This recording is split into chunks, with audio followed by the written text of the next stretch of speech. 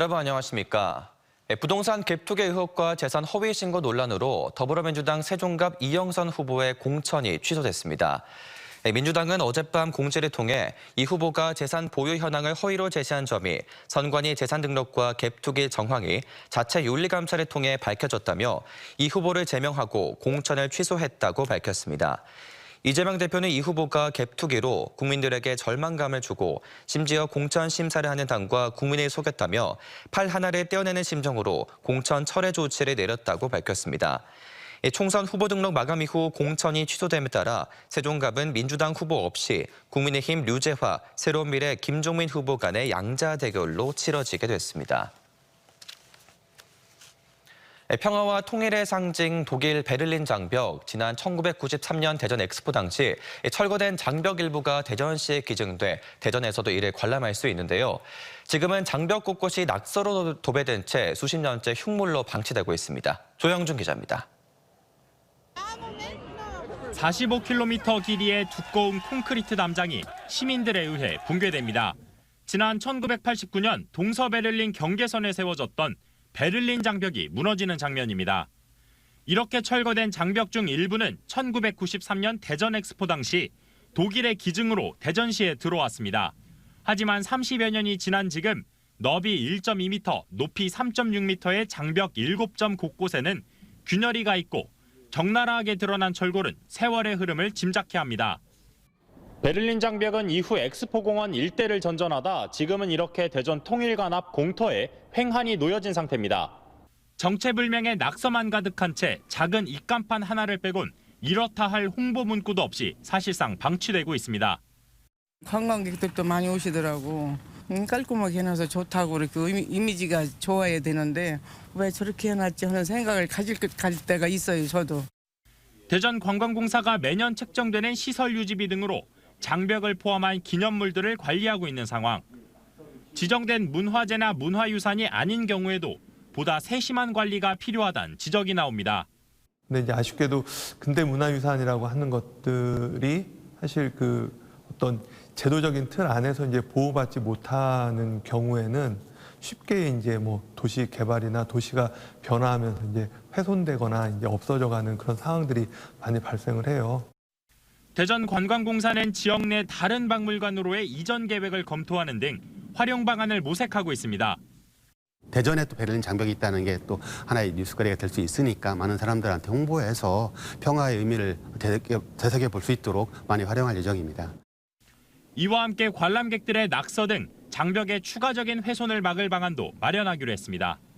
TJB 조형준입니다. 하나이글스가 지난해 우승팀 LG 트윈스를 꺾고 어제 개막전 패배를 서력했습니다. 하나는 선발 페냐가 6과 3분의 2이닝 동안 2실점으로 역투를 펼친 가운데 새 외국인 타자 페라자의 연타석 홈런포와 최은성의 3전 홈런 등 중심 타자들의 맹활약 속에 8대4로 역전승을 거두었습니다. LG와 개막 2연전에서 1승 1패를 거둔 하나는 26일부터 SSG와 원정 3연전을 벌인 뒤 오는 29일 대전에서 KT를 상대로 홈 개막 3연전을 벌입니다. 홈 개막전에는 돌아온 에이스 류현진이 선발로 등판해 국내 복귀 후 첫 승에 도전합니다.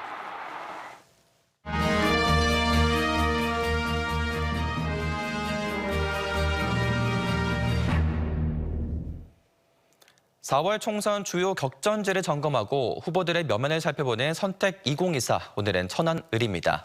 현역 박완주 의원의 불출마로 무주공산이 된 가운데 민주당 이재관 후보와 국민의힘 이정만 후보가 맞붙었는데요. 그동안 진보 진영이 강세를 보였던 지역이지만 최근 선거구 조정으로 변수가 될 전망입니다. 이선학 기자가 보도합니다.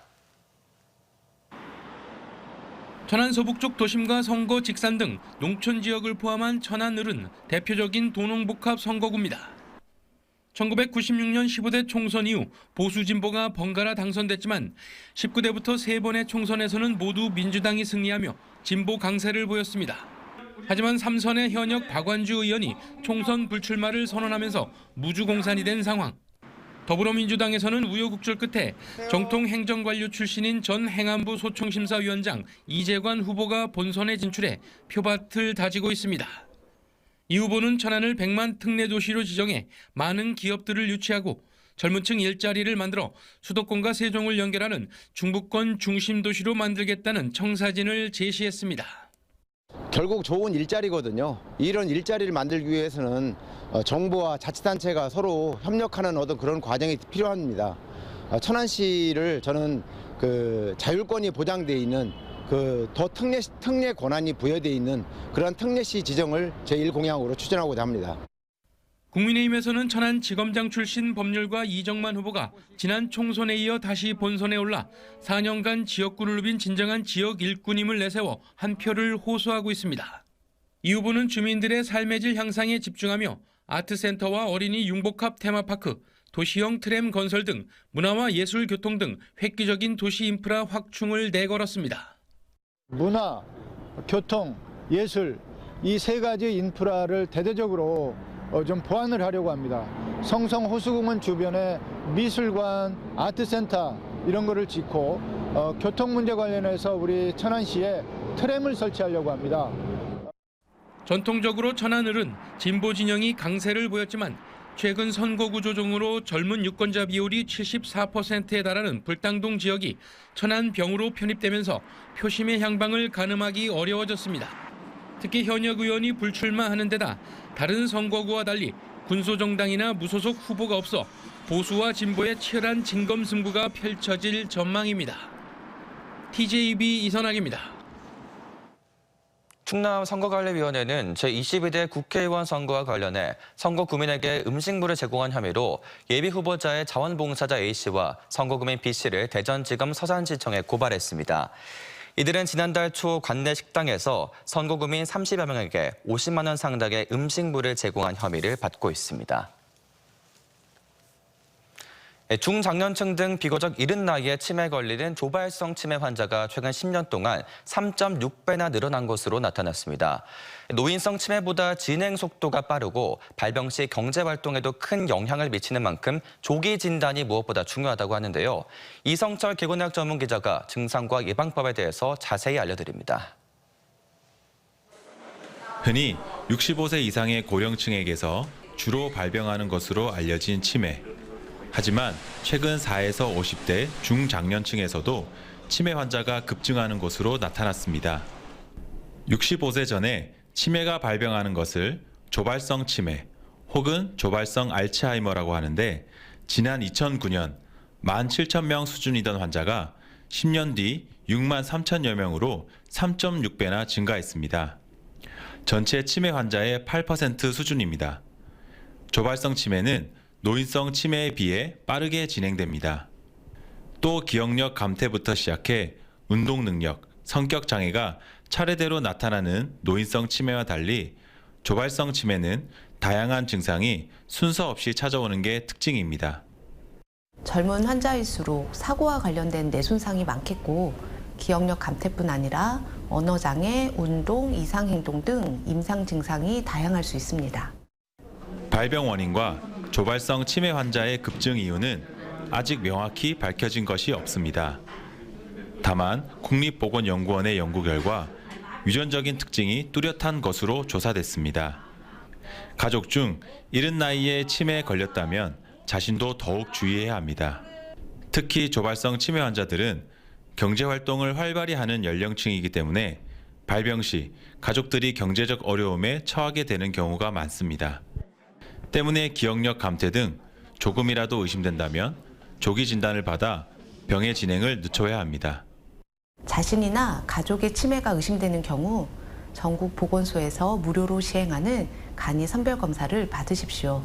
조발성 치매 환자일수록 신경과 전문 진료를 통해 정밀 진단을 받아볼 것을 추천합니다. 과음을 줄이고 운동을 규칙적으로 하는 등 평소 생활 습관에서의 예방도 중요합니다. 특히 스마트폰이나 태블릿 PC 등 디지털 기기의 지나친 사용은 뇌의 기능을 저하시키기 때문에 사용 시간을 조절해야 합니다. TJB 닥터 리포트 이성철입니다. 대전시가 도안 2회 5지구 2개 블록의 1,514세대 주택 건설 사업을 승인한 가운데 토지 수용 여부를 놓고 중앙토지수용위원회 심의 결과가 주목됩니다. 이 사업과 관련해 재산권 침해라며 강제 수용에 반대하고 있는 일부 토지주들은 중토위에 이의 신청을 하는 한편 대전시의 토지 수용 결정 취소 소송도 제기한 상태입니다. 한편 입주가 예정된 토지주들은 오는 28일 중토위 심의를 앞두고 대기업 건설사 등의 업은 일부 토지주들의 소송과 민원으로 3년간 사업이 지연돼 분양가가 크게 오르는 등 큰 피해를 입었다며 지난 21일에 기각을 요구하는 시위를 벌이기도 했습니다. 지난 20일 개막한 2024 논산 딸기 축제가 지난해 방문객을 뛰어넘으며 마지막 날까지 흥행몰이를 이어갔습니다. 논산시에 따르면 어제까지 방문객은 37만 명으로 이미 지난해 축제 방문객 36만 명을 넘어섰습니다.